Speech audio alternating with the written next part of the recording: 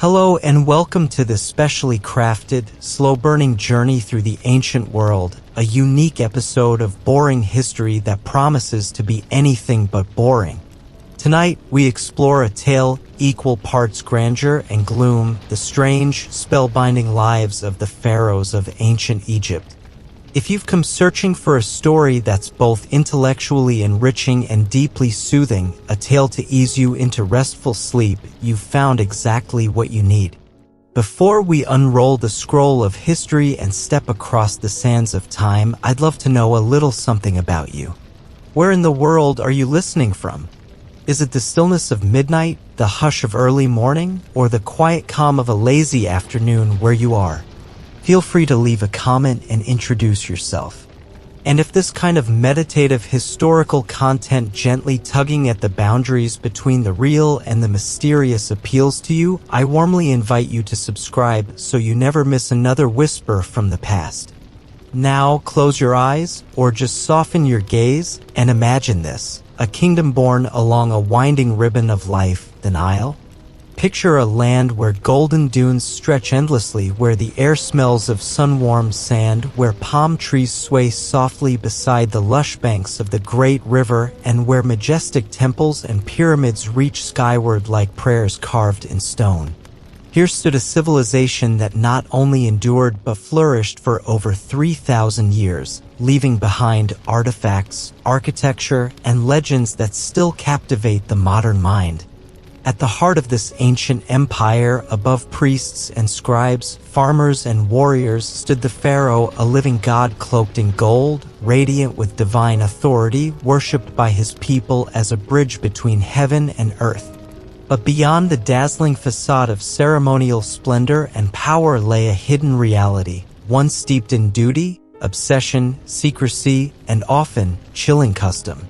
Over the next hour or so, we'll walk slowly and deliberately into that reality. Not rushed or overwhelmed, but carried softly by a rhythm of discovery. Together, we'll peer into the opulent palace halls where pharaohs lived and ruled, follow them into the innermost chambers of sacred temples, and eavesdrop on the whispered intrigues that rippled through royal courts like the breath of the desert wind.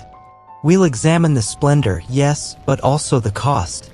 For behind the golden masks and elaborate crowns were human beings navigating immense expectations, often bound by terrifying obligations handed down by gods, priests, and lineage.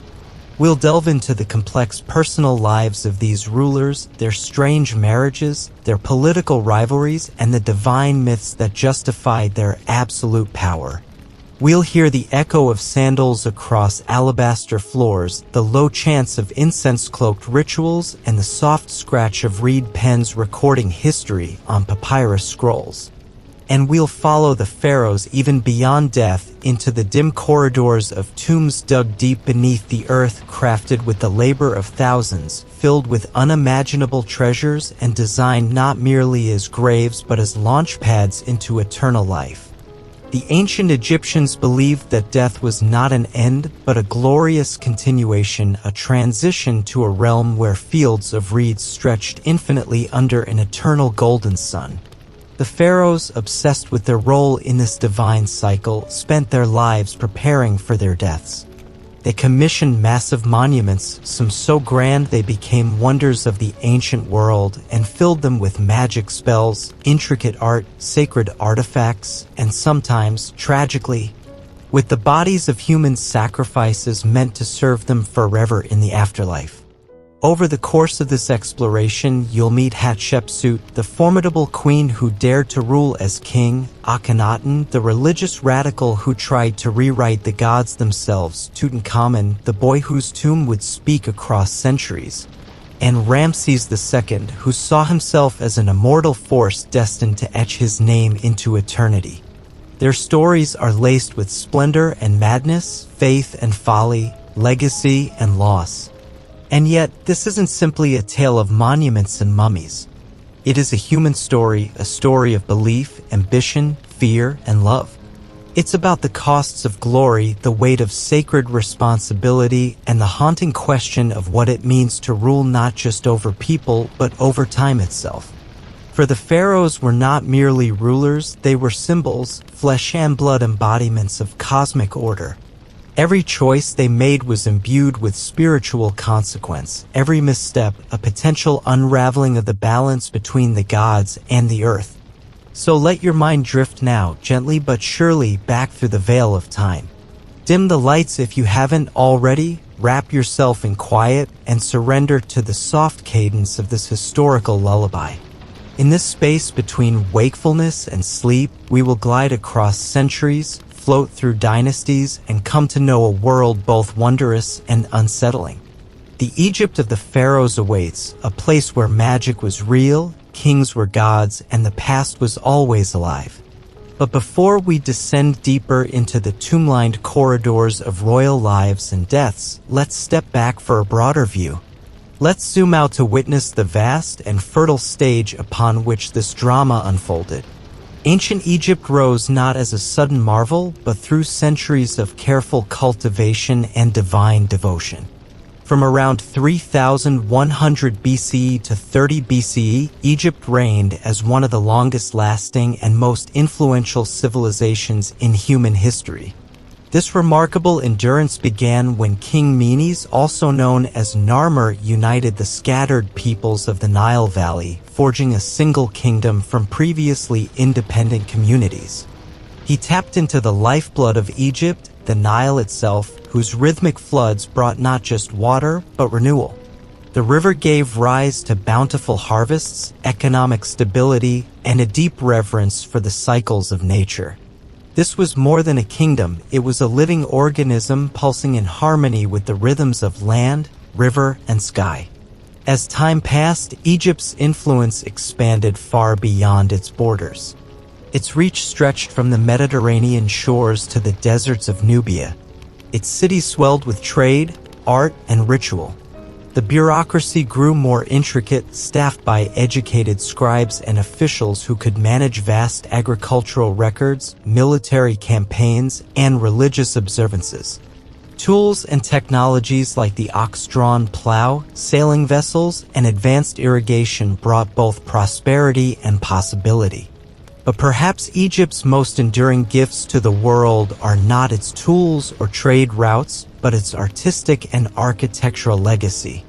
The Egyptians built with eternity in mind.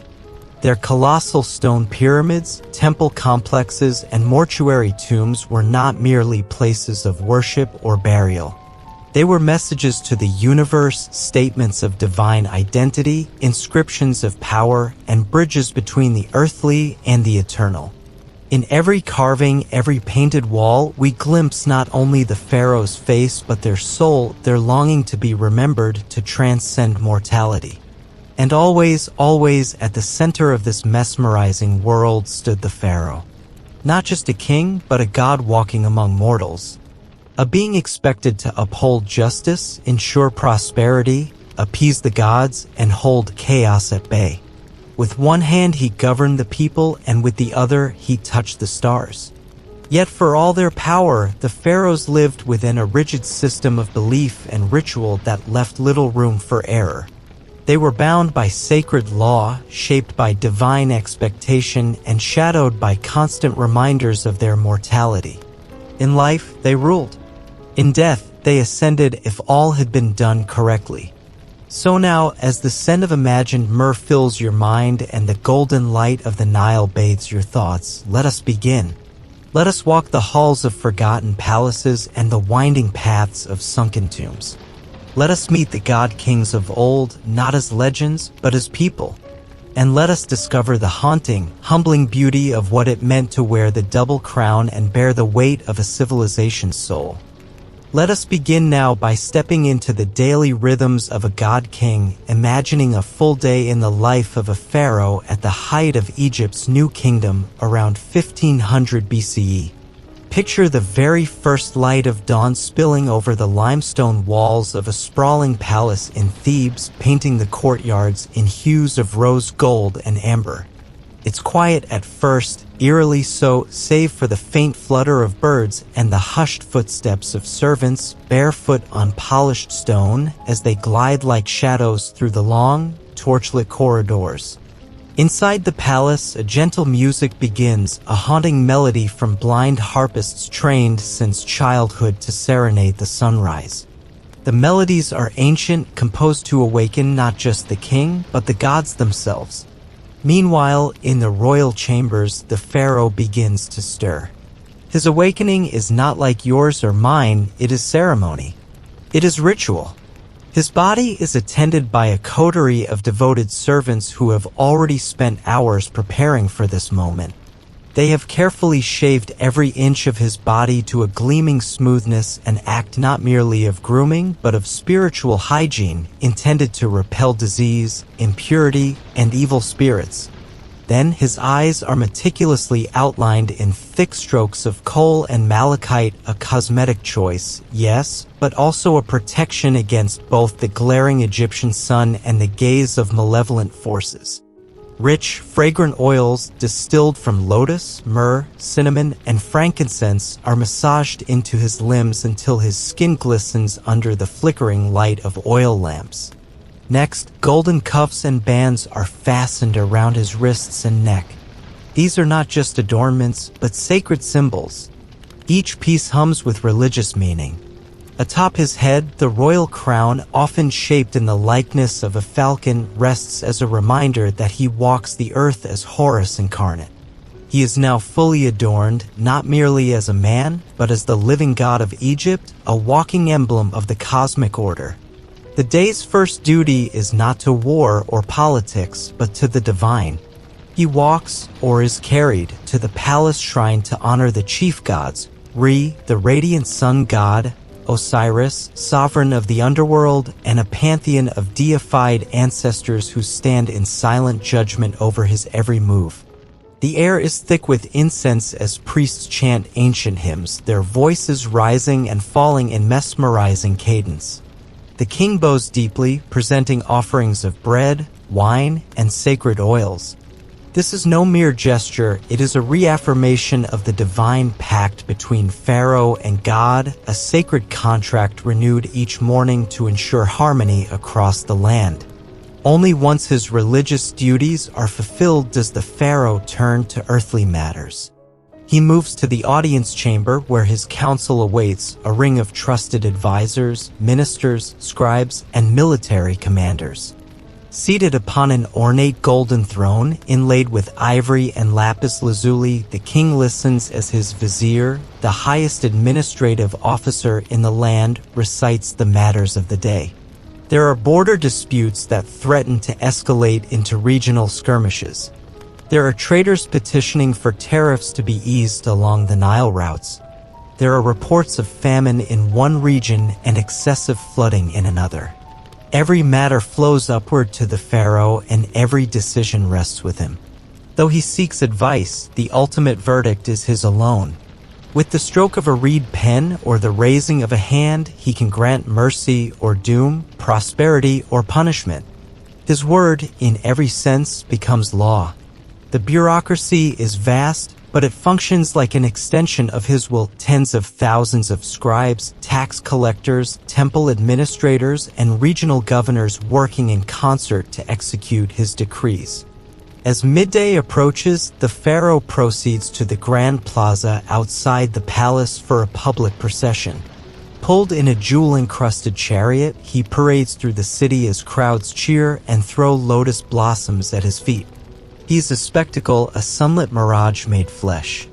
Musicians and dancers accompany the procession, filling the streets with rhythm and reverence. The pharaoh waves, not merely to greet his people, but to bless them. Occasionally, he tosses gifts, small sacks of barley or amulets of protection, into the crowd, reinforcing his image as both provider and protector. Later in the day, he presides over ceremonial events. A cornerstone is laid for a new temple, its foundation pegged into the earth with a golden mallet, while priests chant incantations to sanctify the ground. Elsewhere, newly initiated scribes swear their oaths before the pharaoh, offering miniature statues of Thoth, the god of wisdom, as tokens of their devotion to record truth and uphold Ma'at, the cosmic balance. But behind the grandeur, the rituals, and the tightly choreographed public appearances, a more vulnerable layer of the pharaoh's life begins to peek through. He must remain vigilant. Every action is charged with symbolic weight. He steps into rooms with his right foot first to repel evil. He eats with his left hand, preserving the sanctity of the right for divine tasks. And he never allows his shadow to fall across a statue of a god or a high priest, lest the gods interpret it as an insult. Superstition isn't just woven into his daily life, it defines it. A misstep might be seen not merely as a personal error, but a threat to the entire cosmic order. Such is the price of being divine. As the day fades and the sky turns molten with the setting sun, the pharaoh retreats to his private quarters. There, surrounded by elaborate murals of celestial barks and sacred animals, he partakes in a lavish banquet. Roasted duck glazed with honey, pomegranates, figs, and wine infused with herbs are laid out on golden trays. Music drifts through the air once more as dancers perform choreographed interpretations of mythical tales. At his side are advisors, priests, and favored family members, each carefully selected, each conversation delicately coded in diplomacy and reverence. Even now, amid laughter and the clink of goblets, the pharaoh's mind is never far from death. He knows that his time in this world is fleeting, no matter how divine his station. He has already begun building his tomb in the Valley of the Kings, a hidden necropolis carved into stone, layered with chambers meant to hold not just his body, but his legacy. There are rooms for furniture, food, jewelry, and sacred scrolls. Entire walls are painted with spells and maps meant to guide him through the treacherous path to the afterlife.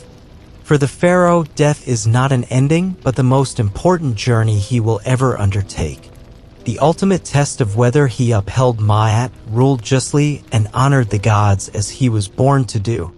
But before he can find peace, he must navigate the treacherous waters of succession, a task every pharaoh dreads. The royal household is not only a center of love and family, but also a battlefield of political ambition and quiet manipulation. From the moment he dons the double crown, the pressure to produce a male heir looms large. Yet securing the future is not as simple as fathering a child. In the royal hothouse of incestuous unions, where pharaohs routinely marry their half-sisters or even daughters to preserve the purity of the bloodline, the potential for conflict is ever present. The great royal wife may be his sister, but she is also a political player, often vying to place her son above his elder siblings from lesser wives. Rival queens scheme in shadowed halls. Courtiers whisper into the ears of princes. Priests align themselves with future kings in hopes of retaining favor. The history of Egypt is filled with these family dramas, sometimes subtle, sometimes explosive. Consider Hatshepsut, who began as a queen and regent, but seized the throne herself, ruling as king in every sense of the word. She wore the false beard, adopted the male regalia, and commissioned massive temples in her name. Her reign was long, prosperous, and deeply controversial. Then there's the heretic king Akhenaten. Driven by religious fervor, he cast aside millennia of tradition to elevate a single god, the Aten, the sun disk, and suppress the worship of all others. In doing so, he upended the very foundation of Egyptian society. He changed his name from Amenhotep IV to Akhenaten, built an entirely new capital city in the barren desert, and redirected the flow of the kingdom's spiritual life. It was a revolution in theology and governance, but it came at a great cost. The priests of Ammonius, once the most powerful religious faction, were stripped of influence and wealth. Political chaos ensued. His artistic depictions grew increasingly abstract, elongated faces, tender family scenes, and bizarre divine hybrids suggesting a king who saw himself not only as chosen but as transformed. When Akhenaten died, his successors, including his young son Tutankhamun, struggled to restore balance. The old gods were revived, the capital moved back to Thebes, and the name of Akhenaten was chiseled out from monuments as if to erase him from time. But history, of course, remembers. Even darker chapters lie in the practice of human sacrifice. In the earliest dynasties, retainer sacrifice was disturbingly common. Dozens of servants, sometimes even pets, were buried alive or killed at the moment of the king's death, destined to serve their lord in the next world. Tombs of rulers like Jur and Den at Abydos contain entire subsidiary chambers filled with the bodies of those ritually slain. Some of the most chilling discoveries include piles of human hair, preserved in tomb caches, perhaps shorn from victims in a symbolic rite. In later dynasties, this practice faded, replaced by shabby figurines, small statues believed to come to life in the afterlife and take on labor for the king. But the memory of those sacrifices lingers, a reminder of the terrible gravity of divine power. The story of the pharaohs, as you can see, is not one of simple grandeur. It is a delicate dance between glory and dread, between divine responsibility and human impulse. And as the night deepens and the stars take their place in the sky, just as they did above Thebes millennia ago, we will continue to walk this strange and sacred path together, exploring the many layers of Egypt's most enigmatic rulers. As the centuries rolled onward like the eternal Nile, the pharaohs of Egypt continued to shape not just the destiny of their kingdom, but the trajectory of human history itself. These divine monarchs, draped in gold and mystery, left their marks not only in stone and scripture, but in the collective imagination of generations to come.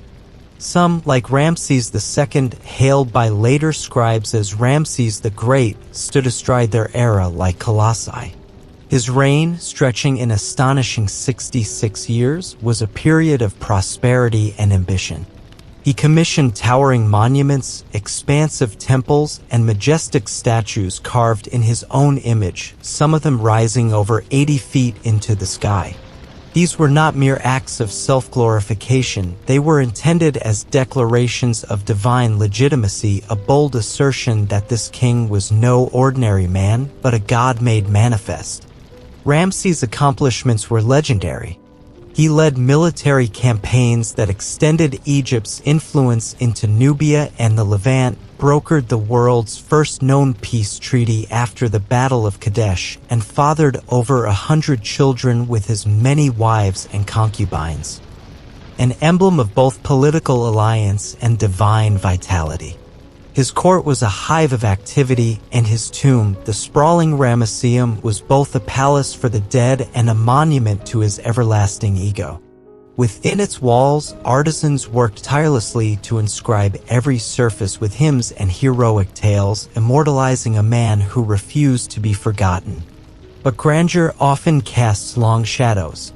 Even as Ramses exalted his name in stone, he desecrated the legacies of predecessors by erasing their inscriptions and replacing them with his own. This was no accident, it was an act of calculated propaganda. To the people, to the gods, to time itself, he wanted history to remember only one name, Ramses. His statues weren't just likenesses, they were thunderous symbols of divine presence, designed to remind all who gazed upon them of the immense gulf between ruler and ruled. His tomb was built as a city unto itself, staffed by priests, guarded by sacred rituals, and stocked with unimaginable wealth, gilded chariots, intricately carved furniture, alabaster vessels filled with rare perfumes, golden thrones, and scrolls of magical texts to guide him in the afterlife. Even his beloved lion was mummified and entombed beside him, a faithful companion for eternity. And yet, in a chilling revelation from recent excavations, we now know that some of the household staff, concubines, servants, and guards may have been ritually sacrificed upon Ramses' death. Their bodies, buried in kneeling positions near his sarcophagus, suggest an eerie afterlife servitude. They were posed, it seems, to continue their duties forever, even beyond the veil of death.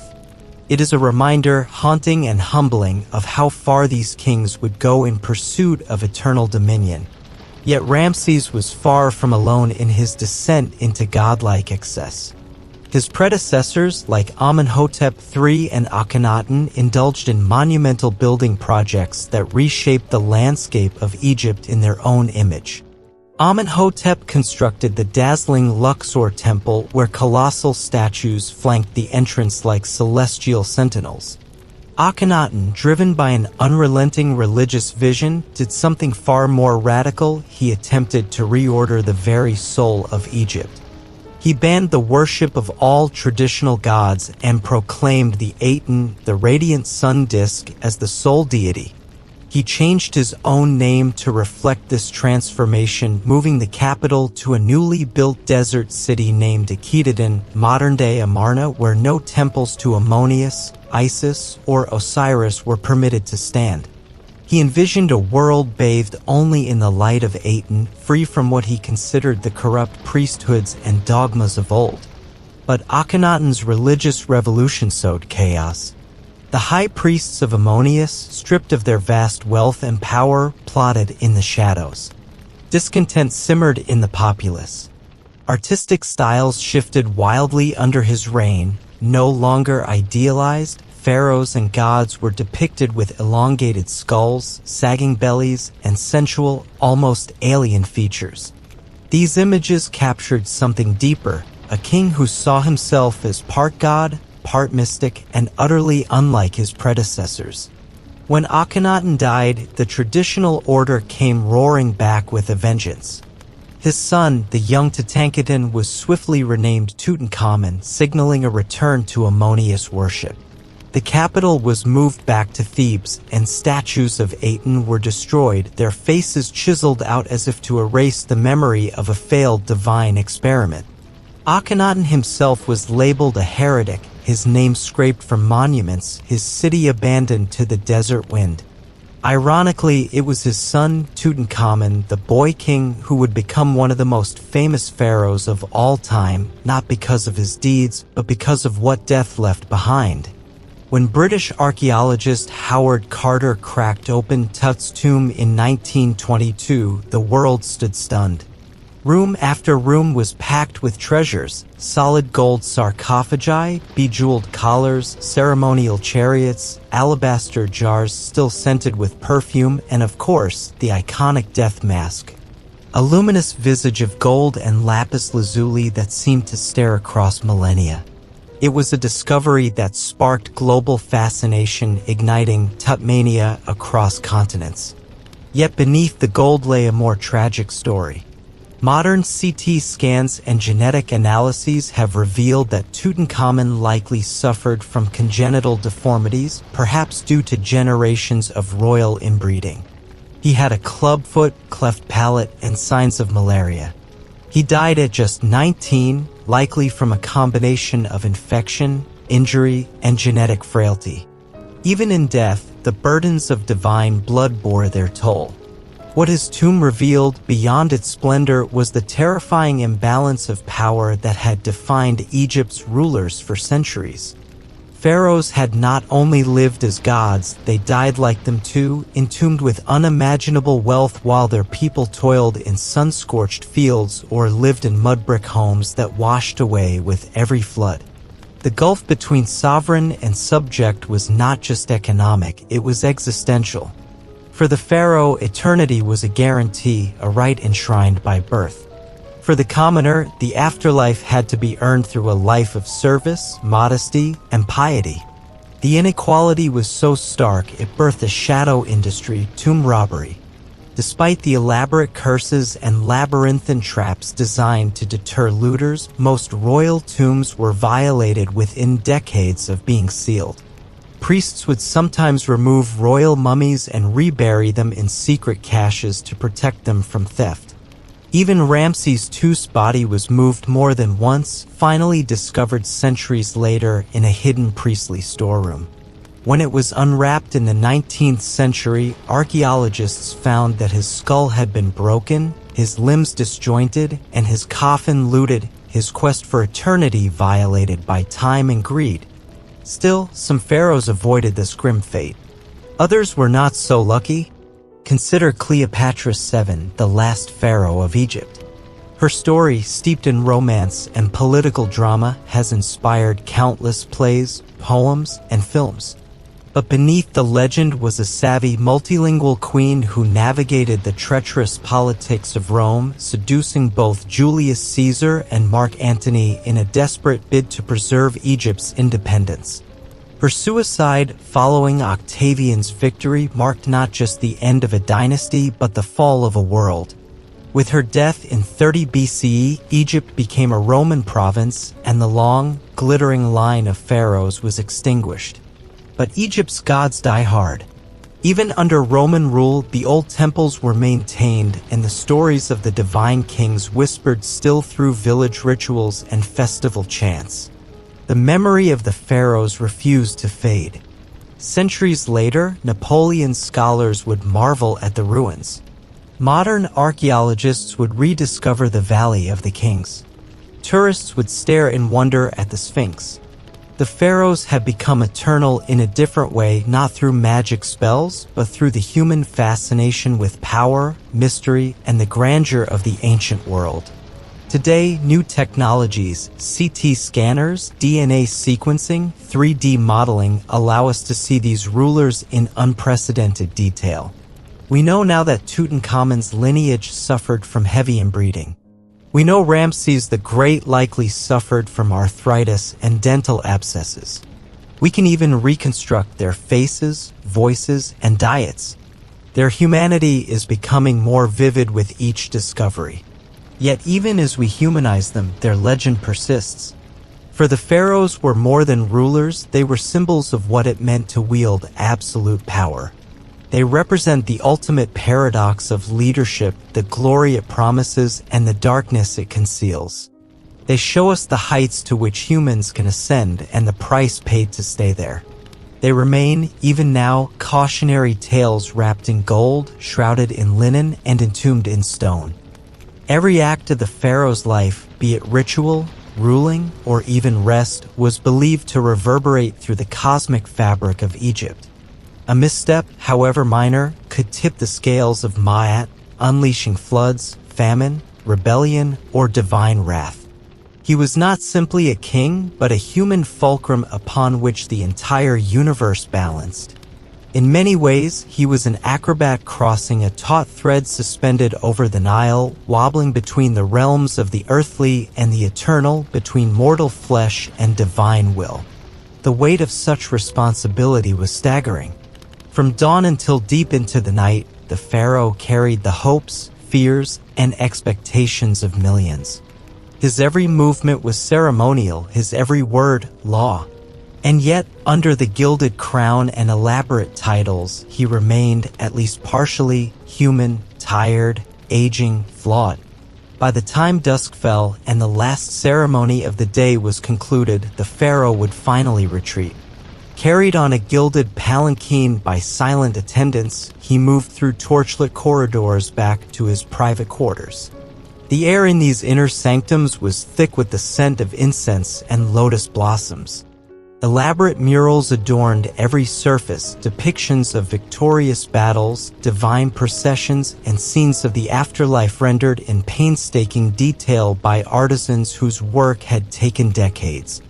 His chamber was more than a place of sleep, it was a sanctuary. Ceiling panels sparkled with embedded stones arranged like the night sky. Beneath them, a massive bed stood elevated upon a dais, its headboard shaped like the wings of Horus. Canopies of silk fluttered in the breeze, stirred by handheld fans wielded by trusted servants. The bed itself was made of cedar and ebony, inlaid with ivory and wrapped in linen so fine it shimmered like moonlight. Despite the comfort, sleep did not come easily. The pharaoh's body ached. His mind was a labyrinth of worries. He was burdened by the demands of rule, the intrigues of the palace, the ever-looming threat of assassination, and the metaphysical terror that perhaps, just perhaps, he was no longer pleasing to the gods. After all, a failed harvest, a lunar eclipse, or a minor earthquake could be interpreted as divine displeasure, a whisper from the heavens that the balance had been disturbed. On such nights, dreams came in fragments, strange, vivid flashes of serpents and solar boats, of his ancestors speaking in riddles, of jackal-headed gods offering cryptic warnings. Egyptian dream interpreters believed the subconscious realm was not simply mental but spiritual, a place where souls wandered freely and encountered truths too dangerous for daylight. To protect the king from night terrors, both supernatural and psychological, amulets were placed beneath his pillow. The royal dream scribe might sit just outside the chamber, ready to record his dreams upon waking and consult sacred texts for interpretation. The Book of Dreams, an ancient manual inscribed in temple libraries, laid out specific meanings. To dream of drowning foretold treachery, to dream of flying meant one was favored by the gods. But there were also real-world threats to consider, even in the stillness of night. Palace conspiracies were not uncommon. Jealous siblings, scheming wives, or ambitious viziers might plot in whispers and shadows, waiting for the moment when the king's guard was lowered.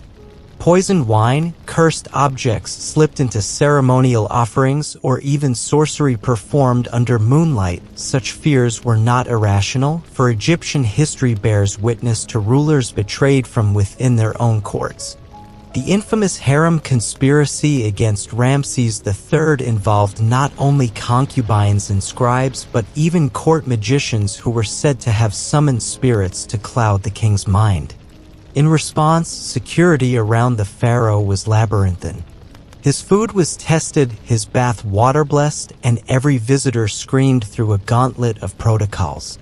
At night, his chamber was guarded by elite warriors known as the Medjay, fiercely loyal desert tribesmen who had become Egypt's internal security force.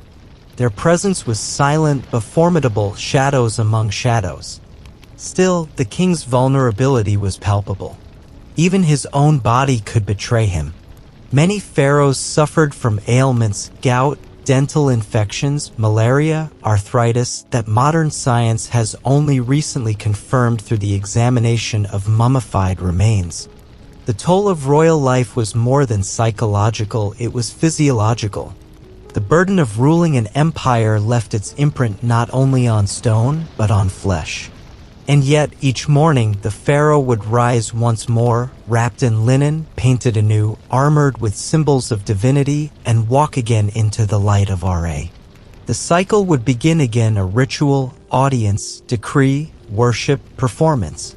For as long as he breathed, the sun would rise with him, and Egypt would continue to turn beneath his sandals. It is perhaps this exhausting duality, the public grandeur and private toll, that makes the pharaohs so endlessly compelling. They were not merely kings or priests. They were bridges. They spanned the gap between gods and mortals, between what was and what should be. And the bridge was never still. It quivered under the weight of history, myth, and expectation. Consider again the image of that acrobat on the thread, arms outstretched. Every step a performance of balance. Below him, the swirling waters of chaos. Above, the watching eyes of gods. Around him, a people who waited, watched, worshipped, and feared. To rule Egypt was to play a role both exalted and excruciating. One misstep could tumble a dynasty into ruin. One misjudgment could ignite rebellion, curse the harvest, or lose the favor of the temples. And all the while, the tomb builders carved on in secret valleys, knowing full well that their king, no matter how mighty, would one day join the chorus of the dead. And yet, despite all the burdens, pharaohs sought to etch eternity into the present. Every temple inscription, every colossal statue, every obelisk and stele was a cry against the impermanence of flesh. They wanted to be remembered, not just for their victories, but for their very essence. They wanted to stand forever, unyielding against the desert wind and the tide of forgetting. Some succeeded, others crumbled, but all tried. So tonight, as you lie still and your breath slows, imagine the flicker of an oil lamp casting shadows across a gilded wall. Imagine the silence of a royal chamber where a god king once closed his eyes and dreamt of eternity. Feel the weight of gold, the smell of incense, the whispers of the past curling like smoke through the corridors of memory. We are not so far from them, after all. We too carry burdens. We too seek meaning. And we too dream of being remembered. While the grandest symbols of the pharaohs, pyramids, temples, colossal statues, remain immovable in stone, it's the subtler legacies that often whisper the loudest. Beyond the monumental and the mythic, the heart of ancient Egypt beat in the rhythms of daily life, rituals, relationships, and beliefs that span millennia and shaped the worldview of an entire civilization. The pharaoh may have stood at the top, but his divine presence filtered down through every layer of society, affecting how people lived, worshipped, feared, and hoped. Even the most mundane actions, baking bread, planting fields, braiding hair, were infused with meaning. To the ancient Egyptian, life was not just a progression of days, but a rehearsal for the afterlife. Every task, no matter how small, was part of maintaining Ma'at, the sacred harmony between chaos and order. The pharaoh embodied this harmony, and as such, his life was reflected in the lives of his subjects in countless ways. From the moment a child was born, the hands of the gods were invoked. Midwives murmured prayers to Tauret, the hippopotamus-headed goddess of childbirth, to guard both mother and child. If the child was male, some might whisper dreams of future greatness, that the boy might one day serve in the temple or, impossibly, be favored by the royal court. If the child was female, hopes settled on marriage, fertility, and divine protection from evil spirits that lurked in shadows. By the age of 5 or 6, children in wealthier families, particularly those connected to bureaucracy or priesthood, were sent to scribe school. Here, they would sit cross-legged for hours, ink-stained fingers gripping reed brushes, copying lines of sacred texts and administrative formulas onto broken shards of pottery or scraps of papyrus. A child's handwriting was not just a skill, it was a spiritual discipline. To write was to bring words to life, and to bring words to life was to participate, in some small way, in the divine ordering of the world. The most gifted students would rise quickly, earning roles in temple record-keeping or government archives. Some even advanced to positions where they might personally record the pharaoh's decrees, standing beside him in solemn silence, ready to inscribe immortal words. It was a sacred task, one that outlived both king and scribe. Beyond the cities, in farming villages dotted along the Nile, life moved with the slow, certain rhythm of the river itself. Farmers marked time not by clocks but by the behavior of birds, the shape of clouds, and the swelling of the Nile. The inundation, when the river rose and flooded its banks, was a moment of celebration and fear. Too much water and crops drowned. Too little and famine loomed. The pharaoh was said to control the balance. A good flood year was a sign of royal favor with the gods. A bad year might lead to whispered doubts, even quiet unrest. Temples became community centers, not just for worship but for healing, schooling, and protection. Within their walls, priests practiced complex rituals passed down for centuries. These rituals were designed not merely to please the gods, but to maintain cosmic equilibrium. Morning rituals in the temples mimicked the pharaoh's own rites, opening the shrine, presenting offerings, chanting hymns. Even those who never saw the king firsthand experienced his presence through these performances, which repeated daily in every town across Egypt. For the average Egyptian, the afterlife was a goal just as precious as for the pharaoh, though far harder to secure. Ordinary people could not commission pyramids or fill tombs with golden treasures, but they could live a life of virtue, respect the gods, and ensure their burial followed sacred customs. Graves were dug with care, coffins were painted with prayers, amulets were placed to ward off evil, and if fortune smiled, a modest Ushabti figure, a small statue meant to come to life in the afterlife to perform labor, was tucked beside the body, a token of rest in paradise. Death, however, was not a moment but a journey. The soul, it was believed, would travel through the underworld, a dark and treacherous realm known as the Duat. This journey was not passive. The deceased had to pass trials, speak secret passwords, identify divine judges, and ultimately stand before Osiris for the final weighing of the heart. If the heart was light, free from sin, the soul entered the field of reeds, a lush, eternal version of Egypt where family reunited, harvests never failed, and peace reigned forever. But if the heart was heavy, burdened by lies, cruelty, or impiety, it was devoured by Ammit, the monstrous devourer, and the soul was erased for eternity. Even the poor feared this fate. It is why, across the centuries, countless spells, charms, and prayers were created, tools to navigate death. The famous Book of the Dead, a collection of magical texts, evolved over time into a roadmap to eternity, filled with diagrams, incantations, and declarations of innocence. The pharaoh's version of this journey was far more elaborate. His tomb was not just a burial chamber, it was a magical machine. Its walls were etched with the Amduat and the Litany of Ra, sacred texts detailing the sun god's nightly voyage through the underworld.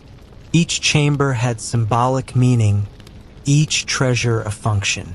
Sacred oils, statues, clothing, and furniture weren't merely possessions. They were instruments of rebirth. Even the tomb's architecture followed the cosmic blueprint. Descending corridors mirrored the sun's descent each evening, leading the king toward resurrection in the eastern horizon. And yet, for all this preparation, even a king's afterlife was not guaranteed. If tomb robbers desecrated his remains, or if the proper rituals were neglected, his soul might become trapped, restless, or forgotten. The stakes were immense. For this reason, priests performed continual rituals at royal mortuary temples for centuries after a king's death, speaking his name aloud, offering food and incense, and maintaining the illusion of life. But over time, even these rituals faded. Dynasties fell. Foreign conquerors arrived: Libyans, Nubians, Assyrians, Persians, Greeks. The gods were renamed. The language evolved. And eventually, the last hieroglyph was carved, and the knowledge of how to read it vanished. The pharaohs were buried not just in stone, but in silence. Until millennia later, the sands were stirred again. The rediscovery of ancient Egypt began slowly, almost by accident. Napoleon's 1798 expedition brought not only soldiers but scholars, artists, and scientists. Among their findings was the Rosetta Stone, a slab inscribed with a decree written in Greek, Demotic, and hieroglyphs. It would take decades, but this artifact unlocked the ancient language, allowing scholars like Jean-François Champollion to finally translate the voices of the past. Suddenly, the tombs spoke again. The walls whispered stories. The pharaohs emerged, blinking into modernity. Archaeologists uncovered forgotten cities. Tombs yielded treasures, curses, and questions. Mummies were unwrapped and paraded through Victorian drawing rooms, dissected in universities, and eventually studied with CT scanners and genetic analysis. The once divine kings became medical subjects, museum pieces, movie characters, and yet they never truly lost their aura. Even today, in quiet moments, when a shaft of sunlight strikes a stone carving just right, or when the face of a long-dead ruler stares out from a museum case, something stirs. We remember, we recognize, we wonder, how did they live? What did they fear? Were they lonely beneath the crowns? Did they, too, gaze at the stars and feel small? For all their divine trappings, the pharaohs were human. They ruled with pride and wisdom, cruelty and grace. They carved themselves into time, hoping to outlast the wind, the sand, the forgetting. And perhaps, in a way, they have. The pharaohs are often remembered for their monuments, vast, stone-bound declarations of power meant to defy both time and mortality. But just as enduring, in a quieter way, was their impact on the very idea of kingship, of sacred rule, and of what it means to lead. Egypt's rulers were not simply political figures. They were symbols, archetypes, and architects of meaning who helped shape the imagination of civilizations far beyond the deserts they once ruled. The echoes of pharaonic power ripple across history. The concept of divine kingship didn't end at the Nile. It was absorbed, reinterpreted, and reimagined by empires that followed. The idea that a ruler could be both man and God found expression in the divine Caesars of Rome, the sacred emperors of China, the god kings of the Inca and Maya. In each case, we see reflections, sometimes distorted, sometimes sharpened, of what the ancient Egyptians pioneered. Even the iconography of leadership owes much to the pharaohs. The crook and flail, originally symbols of protection and discipline, have inspired regal postures for millennia. The image of the leader seated upon a throne, flanked by divine symbols, offering boons or judgment, draws a clear line from the throne rooms of Memphis and Thebes to the royal courts of medieval Europe and beyond. In art, literature, and ritual, the pharaoh lives on. Medieval alchemists studied the pyramids not just as tombs, but as repositories of cosmic knowledge. Renaissance thinkers debated whether Egyptian priests had preserved a pure wisdom passed down from the gods themselves. In the 19th century, Egyptomania gripped the Western world. Obelisks were relocated to Paris, London, and New York. Jewelry, architecture, even furniture bore hieroglyph-inspired motifs. Pharaohs, once entombed and forgotten, had become fashion. And yet, beneath the fascination lies something deeper, a reverence for the mysterious. The world the pharaohs inhabited was not merely older, it was different. It operated on rules foreign to our modern sensibilities. In their worldview, time was circular, not linear. A king did not simply rule for a season and die, he stepped into an eternal cycle of death, rebirth, and cosmic alignment. The rituals of kingship were not performances, they were acts of cosmic maintenance. When the pharaoh offered incense to Ammonius, it wasn't symbolic. It was real. It kept the world turning. To modern minds, this can be difficult to comprehend. We tend to separate politics from religion, power from myth. But to the Egyptians, these realms were one. The visible world was only half the truth. The rest lay hidden in the folds of ritual, in the stars above, in the sacred names whispered only in temples. The pharaoh was the axis between these worlds. And he was not alone in bearing the burden. High priests, temple dancers, astronomers, embalmers, scribes all participated in the vast machinery of belief that sustained Egypt's divine order. A coronation wasn't just a political act, it was a reenactment of creation itself. The new king, upon ascending the throne, became Horus, the falcon god who avenged his father Osiris and restored harmony to the world. By this act, the king joined the divine drama, becoming part of a cosmic story older than any monument. This mythic identity extended into every aspect of royal life. Pharaohs claimed descent from gods. Their marriages, especially to royal sisters or daughters, were seen as reenactments of divine unions. Their wars were cast as sacred battles waged to restore balance. Even their dreams were monitored for divine instruction. Nothing in their lives was trivial. Everything was charged with cosmic energy. This wasn't mere arrogance, it was necessity. Egypt, despite its majesty, was fragile. Surrounded by desert, dependent on the fickle rhythms of the Nile, vulnerable to invasion, its survival depended on unity, order, and faith. The pharaoh was the center of that unity. His body, his voice, his actions, each one a pillar holding up the sky. And so, when a pharaoh failed, whether through weakness, heresy, or hubris, the consequences were profound. Consider Akhenaten again, the heretic king who abolished the old gods. His attempt to centralize worship around the sun disk Aten may have been revolutionary, but it also disrupted centuries of spiritual and political structure. Temples were shuttered. Priests were displaced. The economy, deeply intertwined with temple offerings and rituals, faltered. The artistic revolution that accompanied his reign, softer, more intimate depictions of the royal family, was matched by administrative chaos and a sense of spiritual confusion. His successors worked feverishly to reverse his changes. Temples were reopened. Names were restored. The very memory of Akhenaten was excised, his statues smashed, his name erased from king lists. It was not merely a political act. It was an exorcism. Egypt, in their eyes, had strayed from the path. Only by purging the anomaly could balance be restored. And balance, above all, was sacred. Other pharaohs, too, faced moments of existential threat, not from within, but from beyond Egypt's borders.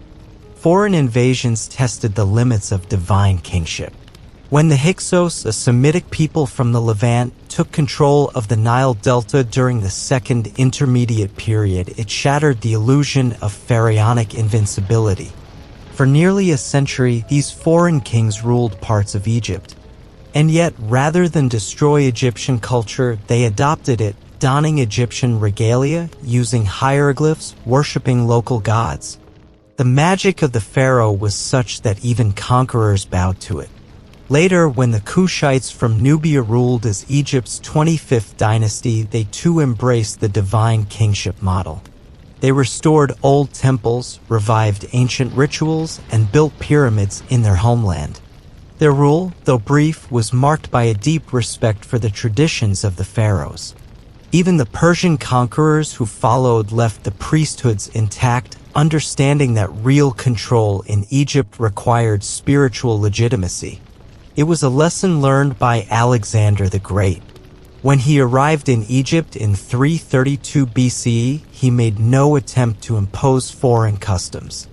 Instead, he traveled to the Oracle of Ammonius at Siwa Oasis, an arduous journey through the desert, to be declared the son of the god. His successors, the Ptolemies, embraced pharaonic traditions with gusto. They built temples, sponsored rituals, and presented themselves as legitimate heirs to the divine kingship. And thus, for centuries more, the legacy of the pharaohs lived on even under foreign rule. The last of their line, Cleopatra VII, was a master of this dual identity. Fluent in Egyptian, steeped in the rituals of the gods, she positioned herself as Isis reborn. At the same time, she navigated Roman politics with extraordinary savvy, aligning herself first with Julius Caesar, then with Mark Antony. Her reign was a delicate dance, balancing tradition and ambition, survival and sovereignty. In her, the pharaonic ideal reached both its apotheosis and its end. With her death, Egypt became a Roman province. The temples continued their chants for a time, the priests lit their incense. But the divine kingship was gone. The bridge between mortal and God had fallen. Yet the idea of the pharaoh did not vanish. It sank like the Nile in low season, waiting to rise again. And it did rise in dreams, in stories, in the curiosity of explorers, in the pages of books, in the darkened galleries of museums, and in the quiet awe of those who stand before a towering statue and wonder what it must have been like to be a god among men. Because in the end, the pharaohs were not just rulers of a land, they were stewards of a worldview, a belief that order could be maintained, that the sacred and the earthly could coexist. That death was not the end, but the beginning of something more. Perhaps that is why they fascinate us still. In our modern age, the pharaoh may seem like a distant relic, an echo carved in sandstone and gold, bound to dusty museum halls or archaeological footnotes.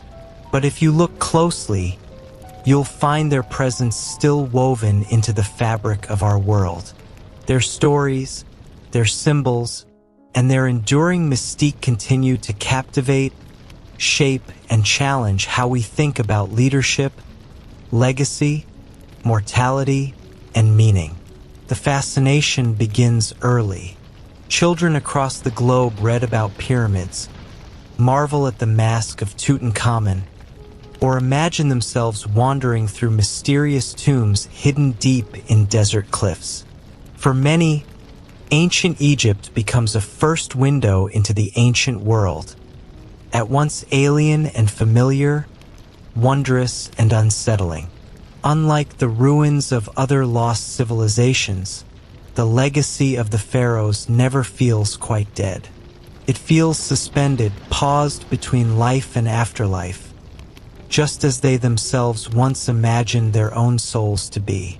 Hollywood and pop culture have done much to keep that fascination alive. From grand cinematic epics like The Ten Commandments to adventurous romps like The Mummy, the image of the pharaoh flickers across screens. Wise and ruthless, beautiful and cursed, commanding and doomed. Though often historically distorted, these portrayals underscore something vital. The pharaohs are more than facts. They are myth made flesh. They offer spectacle, mystery, and drama at a scale few historical figures can rival. But it's not just in fiction where they linger. In academia, the study of ancient Egyptology, is a thriving, ever-evolving field. New tombs are discovered. Old inscriptions are retranslated. Advanced technologies like 3D scanning and DNA testing are peeling back layers once thought impenetrable. CT scans now reveal the diseases that plagued the great kings. Isotope analysis uncovers where their food was grown.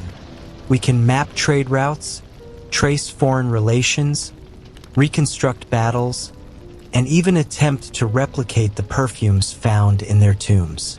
And yet, the more we uncover, the more we're humbled. Egypt resists full understanding. Its scale, complexity, and contradictions challenge easy narratives. For every riddle solved, another emerges. Consider the pyramids, those awe-inspiring mountains of stone that have stood longer than most religions. The Great Pyramid of Giza, built for Pharaoh Khufu, remains one of the most astonishing architectural feats in human history. Over 2 million limestone blocks, each weighing several tons, perfectly aligned with the cardinal points and the stars above. Despite countless theories, from ramp systems to lost technologies, we still debate exactly how they were built. The engineering alone is staggering. But perhaps more remarkable is what the pyramid represents. The sheer will to be remembered. Khufu's pyramid wasn't just a tomb. It was a ladder to the heavens, a monument not only to himself but to the idea of transcendence. It was built with the sweat of tens of thousands. Laborers, engineers, priests, administrators, cooks, artisans, all working toward a single cosmic goal: to ensure their king would rise again with the sun. This idea of a ruler transcending death speaks deeply to us, even now. In a world where fame fades in minutes, the pharaohs offer a different model, one of permanence, of legacy etched in stone. They remind us that to lead is to be remembered, and that remembrance is a kind of immortality. Not just through monuments, but through narrative, through how others speak your name. In ancient Egypt, to speak a name was to give it life. The worst fate for any soul, even a king, was to be forgotten. This belief still echoes in how we treat memory today. We build statues, name streets, write books, share stories. We try to leave behind something that will outlast us. Perhaps this is why the pharaohs resonate so deeply with artists, writers, and philosophers. They stood at the nexus of human longing for power, for eternity, for beauty, for meaning. They confronted mortality head-on and dared to defy it. Their tombs weren't merely hiding places for corpses. They were messages to the cosmos, carefully constructed symbols meant to outlive collapse, decay, and time. And incredibly, many of those messages still reach us. Walk through the temples of Karnak, and you feel their ambition vibrating in the very stones. Stand before Ramses II at Abu Simbel, and you sense the magnitude of his ego, yes, but also his dream of permanence. Sit quietly before the painted sarcophagus of a lesser-known king, and you may feel something even deeper, the desire to be seen, known, remembered. But alongside this grandeur lies a more sobering truth. Many pharaohs have vanished from the record entirely, their tombs lost, their names erased, their stories broken into fragments, scattered across shards of pottery or whispered through crumbling wall carvings. Some were overthrown and intentionally forgotten. Others simply disappeared into the fog of history, their monuments buried beneath sand or city. Their silence is as powerful as their voice. It reminds us that even the divine fall. In a sense, every pharaoh carries two legacies: the one they tried to build and the one history allows to survive. The tension between the two is where their humanity lies. They were not just icons of majesty. They were people making bets against time, using the tools of faith, labor, and imagination to stake their claim on eternity. And remarkably, some succeeded. In 2021, Egypt transported 22 royal mummies through the streets of Cairo in an event called the Pharaoh's Golden Parade. Each sarcophagus was placed in a custom-built, nitrogen-filled vehicle, paraded with music and lights, saluted by guards and citizens alike. It was a moment of national pride, but also of cosmic poetry. Thousands of years after their deaths, the kings and queens of Egypt still drew crowds, still inspired awe. What other civilization can say the same? This persistence is not merely due to grandeur or gold. It's due to something far more fundamental: the pharaoh's ability to turn story into legacy. They were master narrators of self. Through monuments, rituals, inscriptions, and art, they curated their image with obsessive precision. They cast themselves as children of gods, victors of war, lovers of peace, builders of eternity. And while we know these portraits were idealized, even propagandistic, they still speak to something real: the need to be understood. The pharaohs were not perfect. Many were cruel. Some were foolish. Others were wise but flawed. But in their striving, in their attempt to bridge the gap between mortal and immortal, they offer us a mirror. What do we want to be remembered for? What do we leave behind? The pharaohs left stone, but they also left questions. Deep, lingering questions about purpose, mortality, and the shape of legacy. They challenge us to think bigger, to build not just for now, but for always, to speak names carefully, to hold memory sacred, to believe, even if only for a moment, that we too might carve something that lasts. And perhaps, if we listen closely, they whisper still, not in words, but in silence, wind, and the slow erosion of time. A whisper that says, you too are building your pyramid. To truly understand the pharaohs, we must not only look at what they built, but what they believed. Beneath the gold and granite, beyond the military triumphs and administrative prowess, lay a spiritual vision so intricate, so all-encompassing, that it wove heaven and earth into a single, breathless system. The ancient Egyptians didn't just worship their gods, they lived in them.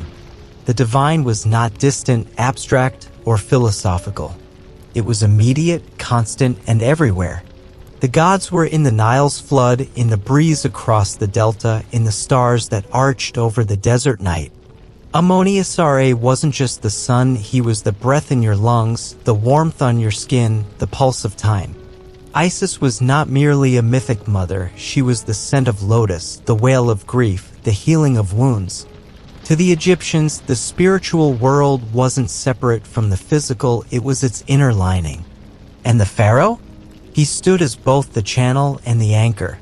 In no other culture was the head of state so deeply embedded in the machinery of the cosmos. The pharaoh was the son of Ra, the living Horus, and in death, he became Osiris himself. He wasn't just ruling a country, he was maintaining the very balance of the universe. Every festival he presided over, every temple he consecrated, every prayer he offered was more than performance, it was metaphysical engineering. If he faltered even slightly, the consequences could be catastrophic. Crops would wither. Floods would fail. Chaos Isfit would breach the walls of Ma'at, the sacred order. To support such divine responsibility, the king was surrounded by an immense priestly apparatus. Egypt's temples were not quiet sanctuaries, but bustling complexes the size of small cities. They housed libraries, laboratories, treasuries, and schools. Thousands of men and women worked daily to maintain the rituals, clean the idols, prepare the offerings, and interpret signs from the heavens. The priesthood was an empire within the empire, deeply literate and politically powerful. Some pharaohs relied on these priests. Others feared them. A strong priesthood could legitimize a ruler or unmake him. This tension simmered across dynasties. Akhenaten's radical religious reforms, which sought to sideline the temple of Ammonius in favor of Aten, weren't just spiritual, they were political strikes against entrenched power. Later kings had to carefully negotiate this balance, ensuring the gods remained fed and the priests appeased. Religious rituals in Egypt were acts of cosmic choreography. Each temple followed a precise calendar, aligning with celestial movements and agricultural rhythms. At sunrise, priests would enter the naos, the holy inner chamber of a temple, to awaken the statue of the god. They would sing hymns, wash the deity in scented water, anoint it with oils, and dress it in fresh linen. Offerings of bread, beer, meat, and fruit would be laid before the idol, then later redistributed to the temple staff. But these statues weren't representations in the modern sense, they were believed to be living vessels. When the god was present in the temple, the air thickened with power. To enter the sanctuary was to approach something terrifying and transcendent. Only the highest-ranking priests, or the pharaoh himself, were permitted to speak directly to the divine. Festivals brought this cosmic drama into the public square. The Opet festival in Thebes, for instance, saw the image of Ammonius paraded down the Nile from Karnak to Luxor in a sacred bark, accompanied by chants, dancing, and feasting. These celebrations renewed the bond between God and king, between heaven and earth. For the people, they were moments of joy and connection, chances to glimpse the holy, touch the eternal, and reaffirm their place in the great order. Death, too, was a continuation of this divine dance. For the pharaoh, dying was not a descent but a return. Just as Ra journeyed through the underworld each night to be reborn at dawn, so too did the king pass through trials and shadows to rise again. His tomb was built as a map of the cosmos, a sacred machine of resurrection. Its chambers mirrored the heavenly realms.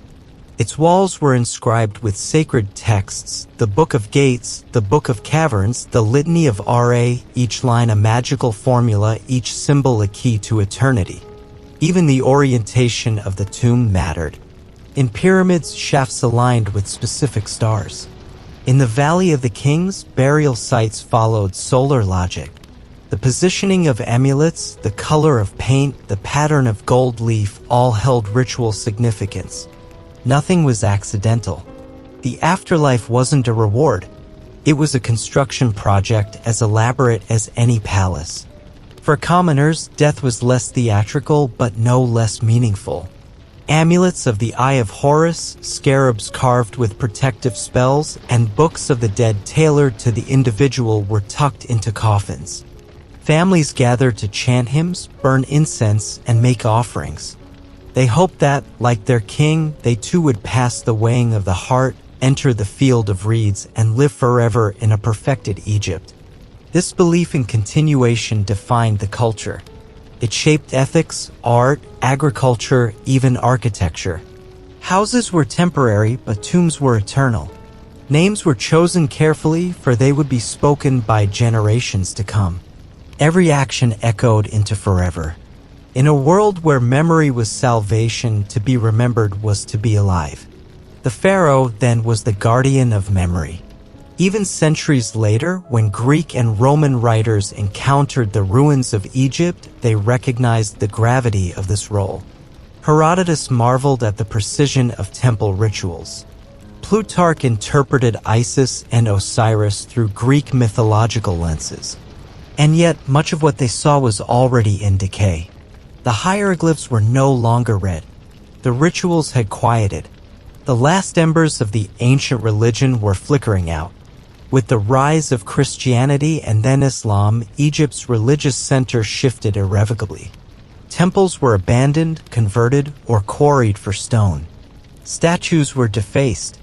Priestly knowledge vanished. For over 1,000 years, the ancient gods slept. Only in folk tales and rural festivals did fragments remain. But stone remembers what people forget. In the 19th century, when explorers, tomb raiders, and scholars returned to the Nile, they found the pharaohs waiting.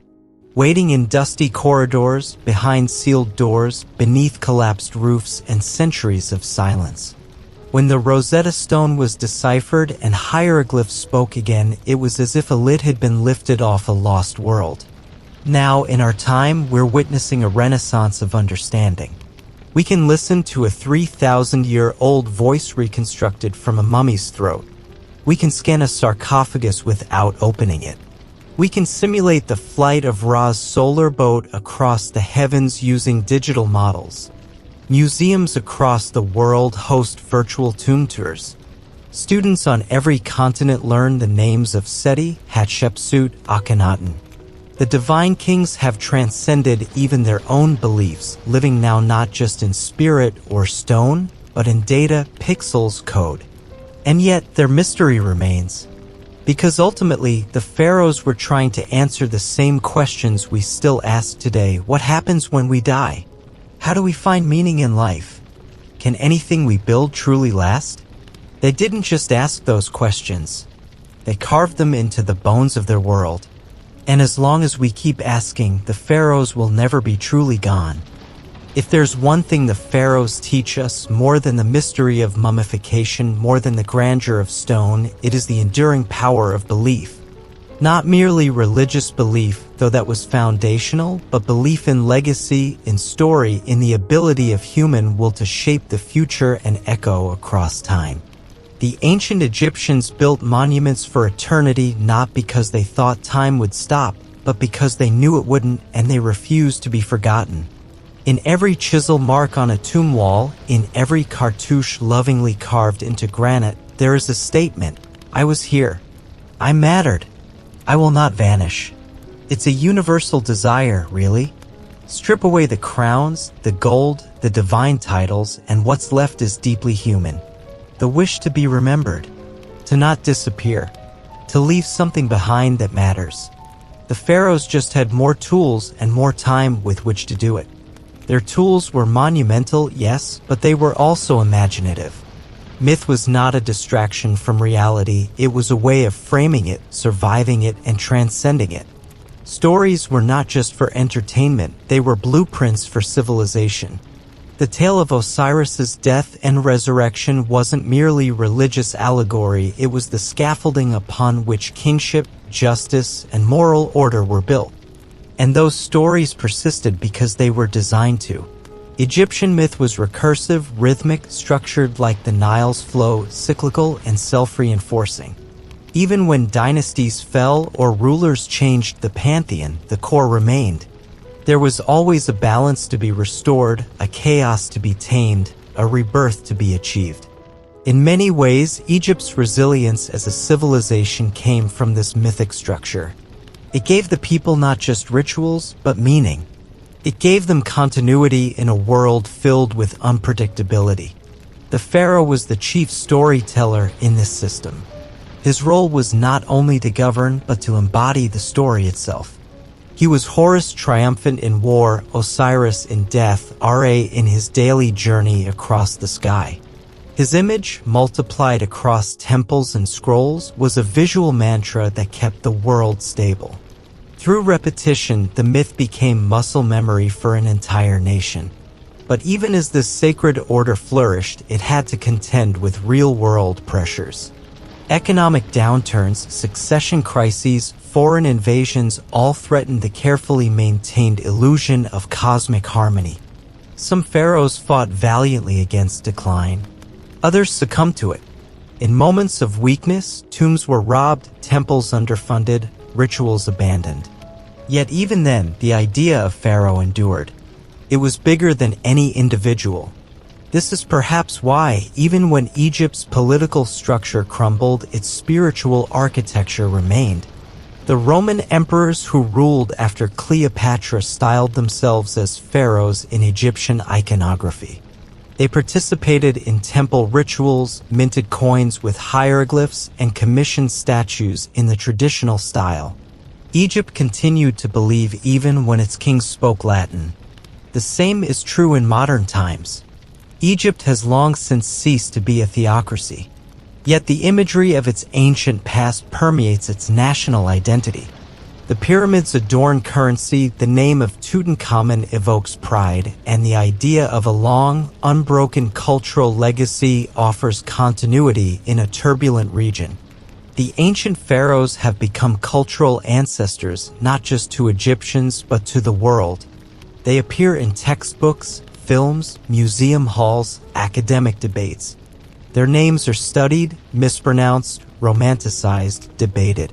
Scholars argue over the meaning of Akhenaten's reforms or the true parentage of Tutankhamun. Tourists flock by the millions to gaze at the Sphinx or walk through Luxor's columns. New generations inherit the awe, the questions, the allure. This ongoing engagement is part of what makes the pharaohs eternal. Because while the bodies lie still, the stories move. They evolve. They absorb new meanings. They speak differently to each age. In the 19th century, they were symbols of mystery. In the 20th, of empire and spectacle. In the 21st, they are increasingly viewed as part of Africa's heritage, a chapter in global human achievement, not a distant anomaly. And as our understanding deepens, so too does our empathy. We no longer see the pharaohs as caricatures, tyrants entombed in luxury, or divine puppets ruled by priests. We begin to see them as people, extraordinary people, yes, but shaped by pressures, fears, and dreams not so different from our own. We read their letters. We examined their medical conditions. We find traces of joy, sorrow, ambition, doubt. Ramses II was not just a warlord, he was a father who lost children. Hatshepsut was not just a usurper, she was a strategist who built monuments of lasting grace. Even in their flaws, the pharaohs teach us. They teach us about the costs of hubris, the risks of centralizing power, the fragility of legacy. They remind us that even the mightiest can fall, that time humbles all. But they also teach resilience, vision, the courage to dream across centuries, the faith that words carved deep enough might outlast oblivion. It's easy to forget how radical that idea once was. Before the pharaohs, few civilizations dared imagine memory as architecture. Few inscribed their names in stone designed to defy erosion. Few buried themselves with libraries of spells. Egypt dared, not because they thought they were gods, but because they hoped to meet them. And in that hope, we find ourselves. We too build. We too write. We too wonder what will be left when we are gone. We too chase the horizon of meaning. Whether in stone, digital code, song, or legacy, we reach for permanence, for significance, for someone, somewhere to remember. The pharaohs remind us that this is possible, but not guaranteed. Legacy must be built, tended, repeated. It must adapt. It must invite others to care. The pyramids still stand not only because they were well built, but because generation after generation returned to them, studied them, fought for them. Memory is a collaboration between past and present. And so the work continues. Each archaeologist clearing sand from a forgotten inscription. Each teacher explaining hieroglyphs to wide-eyed students. Each curator designing an exhibit. Each viewer watching a documentary or hearing a story before sleep. Each of us, in our own way, becomes a keeper of the flame. And in that, the pharaohs live on, not just in stone or scroll, but in curiosity, in reverence, in the simple human act of remembering. They once ruled a river, a people, a desert empire. Now they reign in the imagination of the world, in the great panorama of Egypt's royal lineage, stretching over 3 millennia, spanning dynasties, invasions, and renaissances. There shines one name with uncommon brilliance: Hatshepsut. Her reign was not the longest, nor was it the most warlike, but it was radical, elegant, defiant, a challenge to tradition carved in limestone and strategy. In a world where kingship was divine and male by decree, Hatshepsut declared herself pharaoh and demanded the world believe her. She was not the first woman to hold power in Egypt, but she was the first to do so by fully claiming the pharaonic title, regalia, and ritual. Others had ruled as queen regents or great wives of kings, wielding influence from behind veils of tradition. Hatshepsut did not hide. She wore the false beard. She bore the names of kings.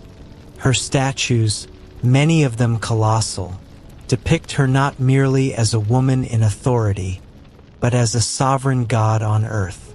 Her rise was, in part, political necessity. When her husband and half-brother Thutmose II died, their son, Thutmose III, was too young to rule. Hatshepsut became regent, but regency turned to reign, and soon reign became revolution. She declared that Ammonius, the king of gods, had chosen her, that she had been born of a divine conception, her mother visited by the god himself in the form of her father. It was a myth used by many rulers, but for Hatshepsut, it served a deeper purpose. It sanctified her claim, legitimized her gender-defying role, and linked her directly to the divine cosmic order. The architecture of her reign mirrored this ambition. Her mortuary temple at Deir el-Bahari, nestled against the cliffs of the Theban West Bank, remains one of the most beautiful structures in all of Egypt, with its layered terraces, elegant ramps, and harmonizing symmetry. It stands not as a fortress of domination, but a testament to vision. It was here she depicted her divine birth. Here she told her story, not as a mere steward, but as a chosen queen whose rule brought peace, prosperity, and glory. She launched ambitious trade expeditions to Punt, a mysterious land of incense, gold, and exotic animals. Reliefs of these journeys still survive: giraffes, baboons, trees being transported by ship, testament to her desire to elevate Egypt not through war, but through connection. Her reign was one of stability and opulence, not conquest and blood. And yet, it would not endure in memory unchallenged. After her death, her name and image were systematically erased, her statues smashed, her cartouches chiseled out, inscriptions reattributed to male predecessors or successors. For centuries, her story vanished beneath layers of sand, silence, and revision. It was only in the 19th century that archaeologists began to uncover the truth. A pharaoh once forgotten, now returned. The reasons for this erasure remain debated. Some suggest her stepson Thutmose III, once sidelined, sought to reclaim legitimacy. Others argue that future rulers, uncomfortable with her precedent, sought to re-establish the male continuity of kingship. But whatever the cause, the act of erasure itself speaks volumes.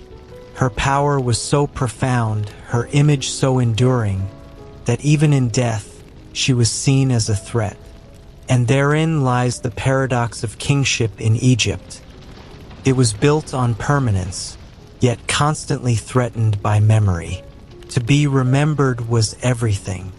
But memory in Egypt was curated, managed through rituals, statues, and scrolls. Those who fell out of favor could be unremembered as deliberately as they were once glorified. It was a second death, more final than the first. To have your name scraped from stone was to lose your soul's access to eternity. Hatshepsut's legacy, however, proved too powerful to bury. Today, she is not merely remembered, she is celebrated. Not just as a woman who ruled, but as a ruler who succeeded brilliantly. Her story challenges assumptions about gender and power, reminding us that history is not merely what was done, but what was allowed to be seen. In reclaiming her image, we also reclaim part of Egypt's complexity, its flexibility, contradictions, and capacity for reinvention. Other women followed her path, though fewer dared as boldly. Pharaoh, who ruled centuries before, is now considered the first confirmed female pharaoh. Tosret, who reigned at the end of the 19th dynasty, briefly took full royal titulary. Cleopatra VII, though of Greek descent, styled herself as Isis reborn, speaking Egyptian and practicing ancient rituals. Each of these women, in their way, navigated a world stacked against them, not by overturning the system, but by mastering it. In this, they reflect a broader truth about power in Egypt. It was bound by ritual, but not always rigid. Pharaohs were meant to uphold Ma'at, the sacred order, but Ma'at itself was adaptable. In times of crisis, rules bent. In moments of genius, convention yielded to vision. This ability to shift within continuity gave Egyptian kingship its astonishing durability. It allowed for change cloaked in tradition and innovation wrapped in divinity. And so the throne survived, through drought and flood, through foreign conquest and internal rebellion, through god-kings and puppet rulers. Each pharaoh added their voice to a chorus stretching across time. Some sang boldly, others merely echoed, but all participated in a grand, ongoing liturgy of power. Even succession, that perennial source of instability, was ritualized to preserve the illusion of unbroken rule. Royal bloodlines were carefully managed. Sisters married brothers, daughters wed fathers, all to keep the divine lineage pure. But purity in this case was more political than biological. What mattered was continuity, that the throne remained unshaken, that the sun continued to rise. And when succession faltered, Egypt adapted. New dynasties emerged. Foreigners took the crown and wrapped themselves in Egyptian symbols. Nubians, Libyans, Persians, Macedonians all became pharaohs in name and ritual. They built temples to Egyptian gods, spoke the language of the priesthood, and submitted to the rituals of divine kingship. The system was resilient. It absorbed conquerors, turning outsiders into custodians. The Ptolemies, descendants of one of Alexander the Great's generals, were perhaps the most adept at this. Though Greek in origin, they adopted Egyptian religious traditions, honored the native gods, and ruled as pharaohs for nearly 3 centuries. Cleopatra VII, the last of their line, fully embraced both her Macedonian and Egyptian heritage, becoming, in her final years, not just a queen, but the embodiment of a civilization. And when she fell, so too did the line of pharaohs. Rome absorbed Egypt into its empire. The temples fell quiet. The rituals faded. The priesthood diminished. The last echoes of the ancient order slipped into silence. But even then, Egypt's kingship did not vanish. It shifted. It became story. And in story, it survived. In every tale of Hatshepsut reborn, of Cleopatra seducing empires, of Isis weeping over her slain husband, the pharaohs continue to whisper, not just of power, but of reinvention, not just of rulership, but of legacy. They remind us that the past is not fixed, that memory can be rewritten, rediscovered, reborn. And so the story goes on. Among all the names etched into the long, regal lineage of Egypt's pharaohs, few burn as brightly or as enduringly as Ramses II. Known as Ramses the Great, he was not just a king. He was a spectacle, a brand, a master of legacy whose life became a deliberate blueprint for immortality. Where others ruled, Ramses conquered memory. He was the embodiment of monumentality, of grand gesture and calculated permanence. He did not merely wish to be remembered, he demanded it. He reigned for an astonishing 66 years, one of the longest reigns in Egyptian history. When he ascended to the throne, Egypt was already an empire of prestige and complexity. But under Ramses, it became a stage and he its star actor. He understood the symbolic power of kingship better than most and wielded it like a craftsman shaping stone. Every wall bore his likeness, every battle his triumph, every god his companion. And it wasn't just ego, it was strategy. Ramses knew that the future was shaped not only by deeds but by stories. And so he set about becoming a legend in his own lifetime. From temples to tombs, obelisks to colossi, Ramses filled the landscape with himself. His statues dwarfed those of his predecessors. His inscriptions outnumbered them. He even had older monuments recarved to bear his name, quite literally rewriting history in his image. Abu Simbel stands as perhaps the clearest testament to this ambition. Carved directly into a cliff in Nubia, the temple features 4 colossal statues of Ramses seated in divine serenity, each over 60 feet tall. At dawn on 2 days each year, his birthday and coronation, the sun penetrates deep into the sanctuary, illuminating the figures of the gods and the pharaoh himself. This was not mere architecture. It was theater, a celestial alignment of time, space, and identity, designed to last for eternity. Inside the temple, battle scenes adorn the walls, most famously the Battle of Kadesh. Kadesh was not a total victory. In fact, it was likely a draw fought against the Hittite Empire. But Ramses transformed it into a masterpiece of spin. He commissioned poetic accounts, heroic reliefs, and dramatic proclamations depicting himself as the lone warrior who turned the tide of battle through sheer divine strength. No matter the outcome, the narrative was clear. Ramses triumphed. His propaganda machine was unrivaled in the ancient world.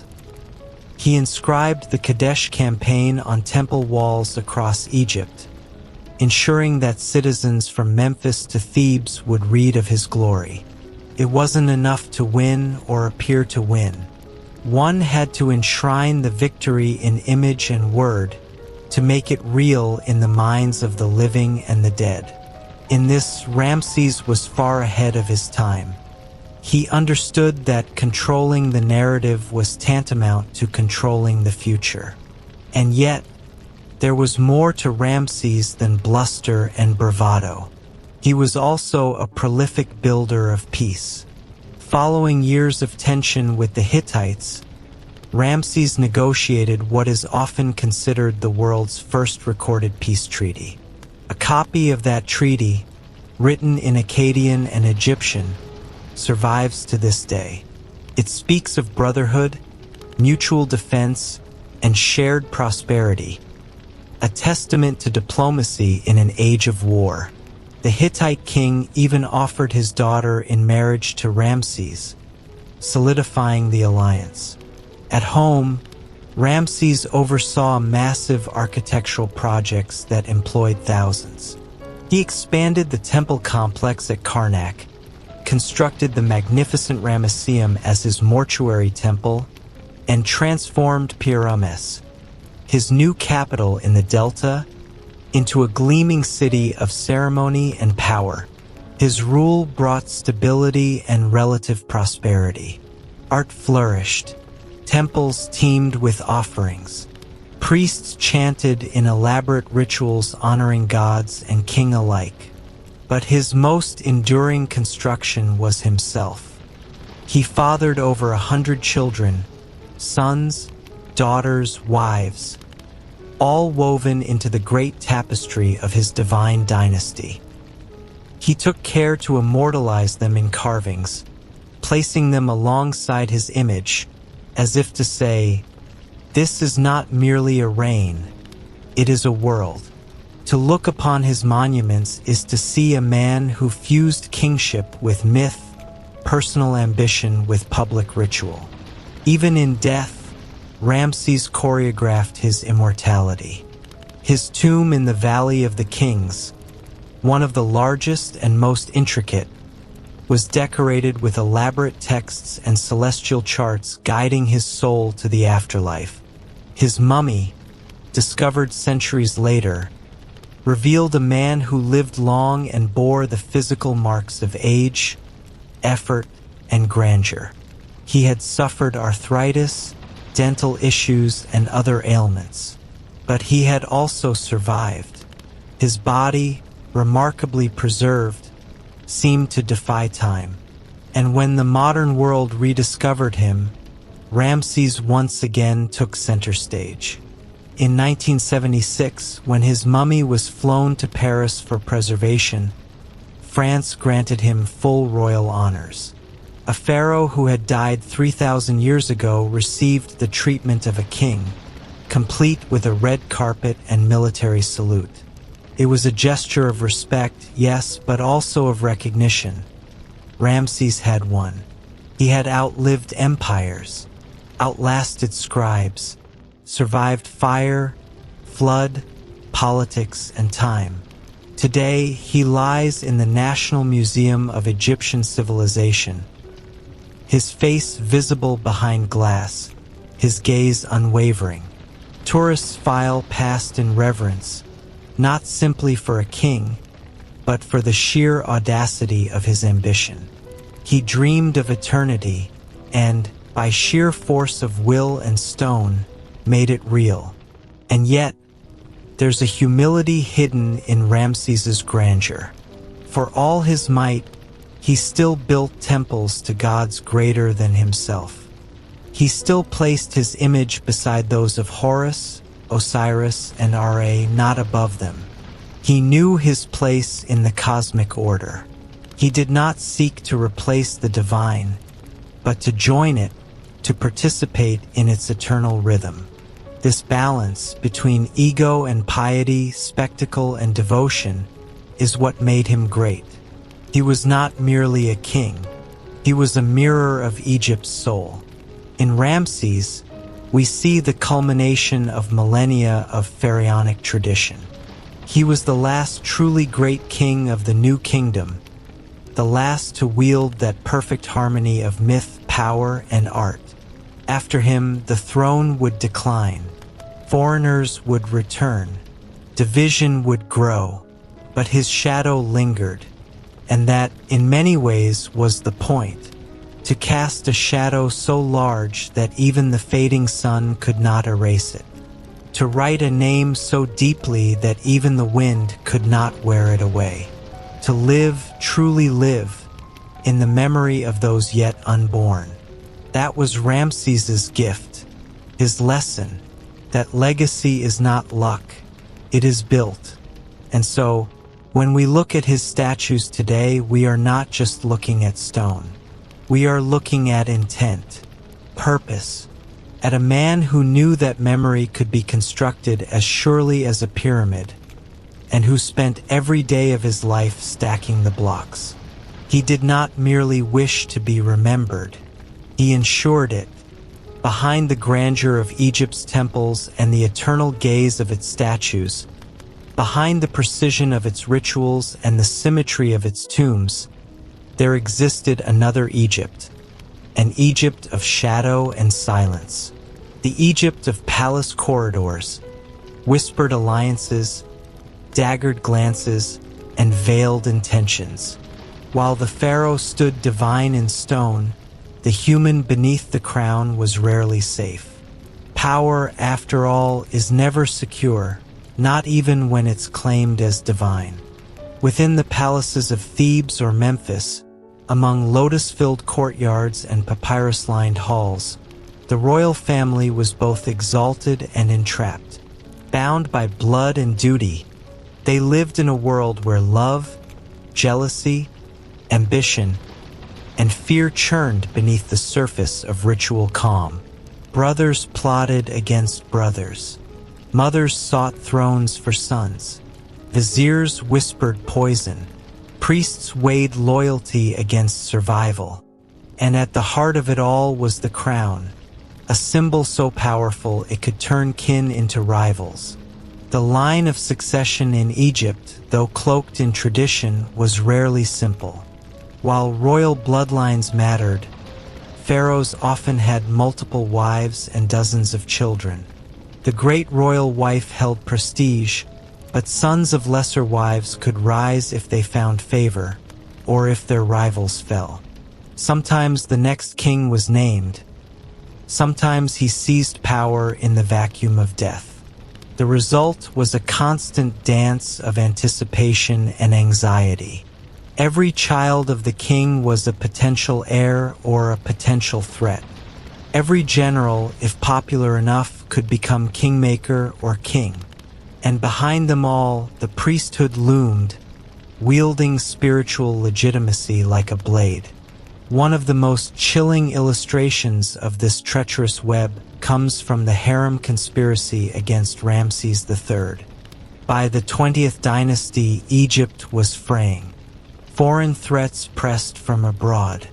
Economic pressures and internal unrest simmered beneath the surface.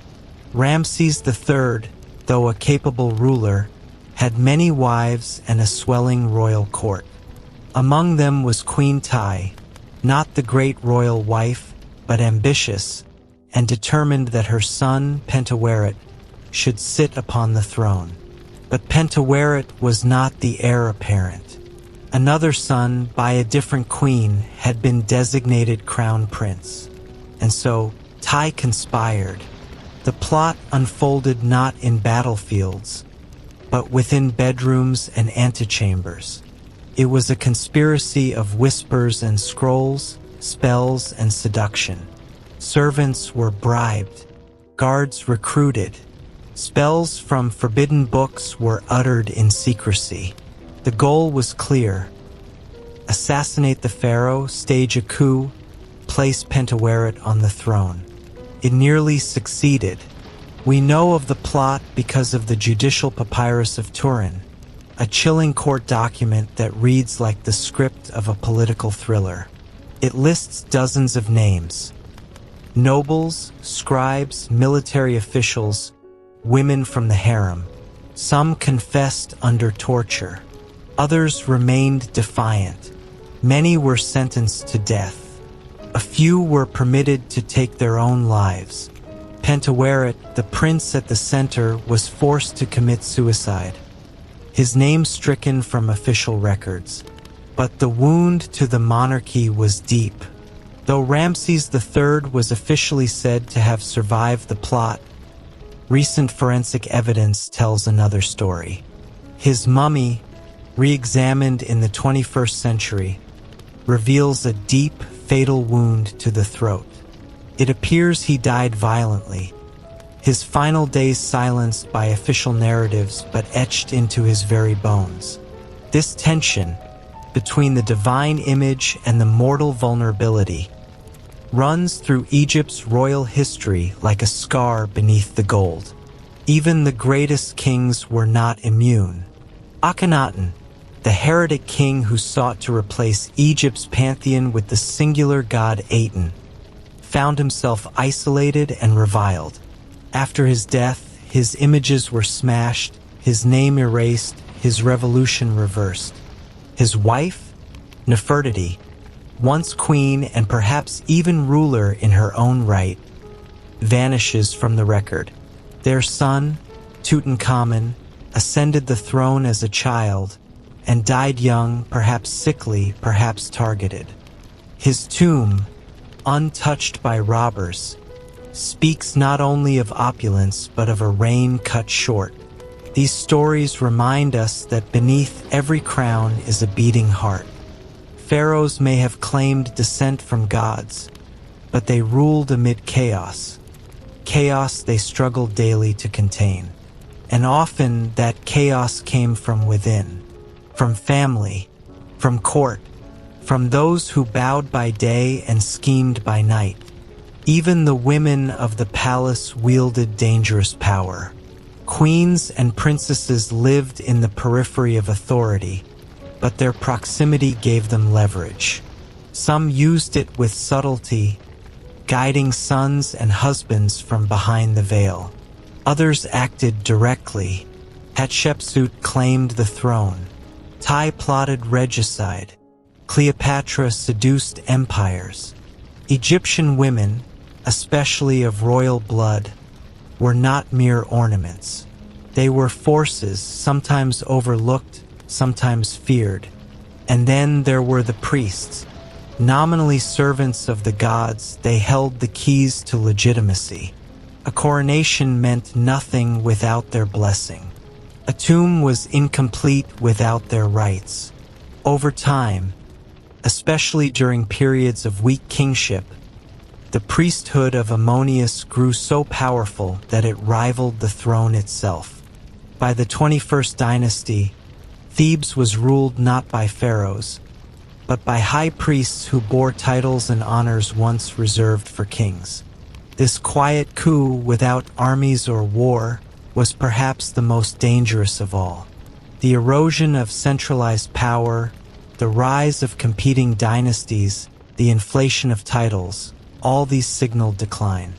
Egypt's political structure, so dependent on ritual and image, began to fracture. Local rulers asserted independence. Foreigners seized borderlands. Even the language of power changed. Kings now emphasized survival, not glory. And yet, even in these cracks, the illusion of eternity persisted. New kings still wore the double crown, still called themselves sons of Ra, still built temples, however modest, still named their daughters Meridiman and their sons Thutmose. The mask of divine kingship remained, even as the face behind it grew anxious. Because Egypt's greatness was not just in its strength, but in its symbols. And those symbols endured. They outlasted conspiracies and coups, invasions and betrayals.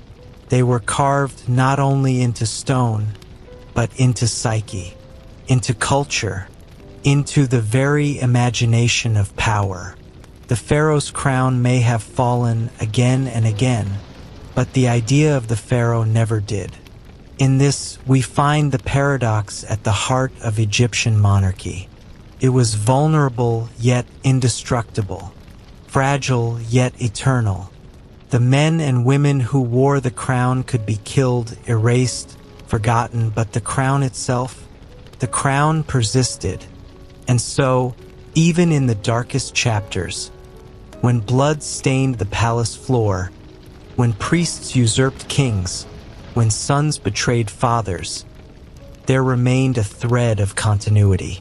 A belief, however shaken, that the order of the world could be restored, that chaos would be subdued, that Ma'at, though wounded, would rise again.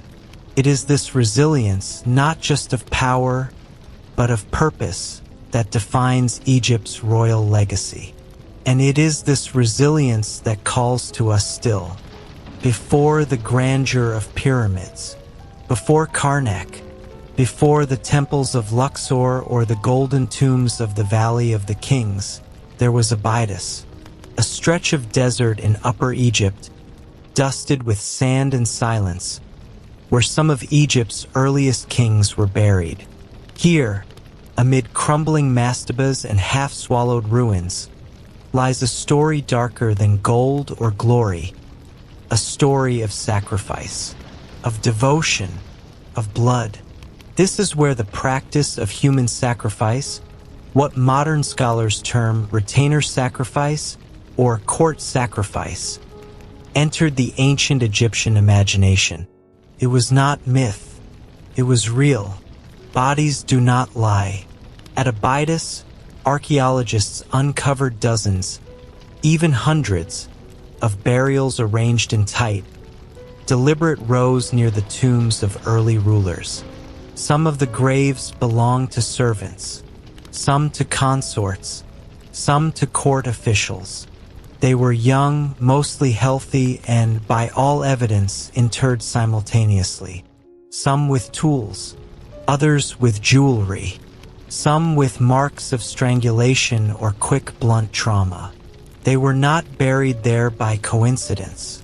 They were buried as part of a ritual. When the king died, so too did part of his court. This was no symbolic offering. These were real people, wives, advisors, bodyguards, buried alive or killed shortly before burial, to accompany the pharaoh into the afterlife. Their deaths were not punishment, but perceived loyalty. It was considered an honor to go with the king, to serve him beyond death as in life. The idea was simple, if harrowing. The king's soul required an entourage, and in these early days of Egyptian statehood, belief was not yet tempered by metaphor. In a world still building its rituals, still defining divinity, the act of death was literal, concrete, physical. If the king would rule in the next life, he would need staff. He would need protection. He would need family. And so they went with him whether they willed it or not. King Aha, believed by some to be the legendary Menes, the founder of the first dynasty, was buried with at least 36 other individuals. King Jur, another early ruler, had over 300 subsidiary burials near his tomb. Some even included donkeys and dogs, suggesting the total recreation of court life underground. It's almost impossible to imagine the atmosphere of such a burial. The ceremony, the dread, the silence as one by one, loyal or coerced, companions were led into the tomb complex. The doors closing, the darkness thickening, the weight of eternity descending like stone. Did they go willingly? Were they drugged? Hypnotized by religious certainty? Gripped by duty? Or did some scream against the walls, plead with the gods, curse the fate written by their king? We cannot know. The sand covers all cries. But the archaeological evidence tells us this practice was systematic. It was not chaos. It was not vengeance. It was ritual. And then, remarkably, it stopped. By the end of the first dynasty, the practice of human retainer sacrifice vanishes from the record. Gone. As if the civilization took a collective breath and said, "No more." But why? No definitive answer exists, but scholars offer theories. Perhaps the burden became too great, emotionally, politically, economically. Perhaps rebellions or unrest made the practice dangerous. Perhaps priests found new ways to symbolize loyalty. Perhaps a king arose who believed the gods required different offerings. What we do know is that the energy behind the practice did not vanish. It was redirected. In later dynasties, the dead king was still accompanied into the afterlife, but now by statues. Ushabtis, small figurines made of stone, faience, or wood, were placed in tombs by the hundreds. Each held a tool. Each bore a name. They were inscribed with spells to animate them in the next world, to work on behalf of the deceased. Where once the living were buried, now the sculpted stood in their place. The shift was profound. It marked the maturing of Egyptian theology, belief evolving from blood to symbol. But the motive remained: ensure the king was not alone. This desire to recreate the world in death was not limited to kings. Even high officials, priests, and nobles built tombs as complete microcosms of life. Food, furniture, clothing, even board games and musical instruments were buried with them. Scenes of fishing, banqueting, and dancing were painted on walls to simulate eternity. The afterlife was not a vague spirit realm. It was earth perfected, and it was populated. In later eras, tombs would include not just Ushabtis but models of entire households. Servants baking bread, cattle being slaughtered, boats sailing the Nile. These miniatures were designed to move magically in the next world. The tomb was a theater, and the dead, its eternal audience. But none of these effigies erase the memory of Abydos. There, in the early dawn of Egypt, kings took the idea of immortality with brutal seriousness. They believed in the next life so fervently that they reshaped death itself. They extended the logic of hierarchy beyond breath. Pharaoh was eternal, and so his needs were too. It is easy for modern minds to recoil, to judge, to frame this as barbarism. But to do so is to misunderstand ancient Egypt. These acts were not performed in malice, but in belief, in a cosmology where death was transition, not end, where service continued beyond the grave, where loyalty was not temporal but cosmic. Still, the human cost was real.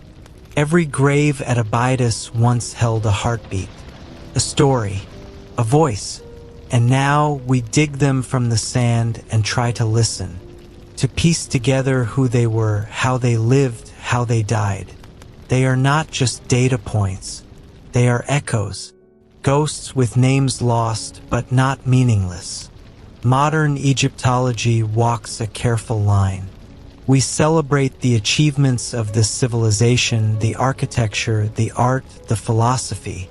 But we must also face its darkness, the sacrifices, its silences. True understanding requires both light and shadow. Abydos, in its quiet severity, teaches us this. It teaches us that power is not always triumphant, that faith can demand a heavy price, that the line between devotion and destruction is often drawn in sand. And yet, from this place of death, Egypt's greatest ideas were born. The concept of kingship, the architecture of ritual, the very notion of divine continuity. All of these trace their roots to these tombs and those buried beside them. Abydos became a pilgrimage site for millennia, not just because kings rested there, but because memory began there. Even in the New Kingdom, long after the practice of sacrifice had ended, pharaohs built chapels and cenotaphs at Abydos. They wanted to be spiritually linked to the founders, to tap into that primeval power. Seti I, father of Ramses the Great, built one of the most exquisite temples at the site, complete with the famed Abydos king list, a chronological record of rulers, carefully curated to maintain dynastic order. Even when death had changed, Abydos remained sacred. And perhaps that is the ultimate lesson of this dark chapter. Not that ancient Egypt was cruel, but that it was committed, relentlessly, completely, terrifyingly committed to its vision of the universe. A vision in which the king was not just a man, but the axis of all existence. And if that meant death, so be it. If that meant silence, the silence would be filled with eternity. The sands of Abydos are quiet now, but the stories buried there still pulse beneath the earth. And as long as we remember, the lives they gave, even unwillingly, were not in vain. As we reach the end of our journey through time, we come closer to understanding the lives and minds of these legendary rulers who held sway over the Nile and still command our imaginations today. But no study of the pharaohs would be complete without acknowledging some of the most famous and infamous individuals to wear the double crown of Upper and Lower Egypt. Iconic names like Ramses the Great, the indomitable Hatshepsut, the sun-worshipping iconoclast Akhenaten, and the bewitching Cleopatra still conjure vivid imagery and have come to define entire eras of ancient history. They are more than historical figures. They are symbols, archetypes, and mirrors of human ambition, devotion, flaw, and genius. Ramses II, who left his mark on the land like no other, exemplified longevity, propaganda, and architectural brilliance. Hatshepsut shattered norms, defied gender expectations, and built with elegance rather than conquest. Akhenaten dared to change the religion of a nation, placing himself at the heart of a solar theology that would not survive him. And Cleopatra, navigating the collapse of an empire, wielded her intellect, charm, and political savvy in a desperate bid to preserve Egypt's sovereignty. These were not just rulers, they were visionaries, innovators, and sometimes tragic figures caught in the tides of fate and legacy. Their stories persist because they tap into something timeless, questions of power, belief, love, betrayal, mortality, and memory. They lived surrounded by myths and often became myths themselves.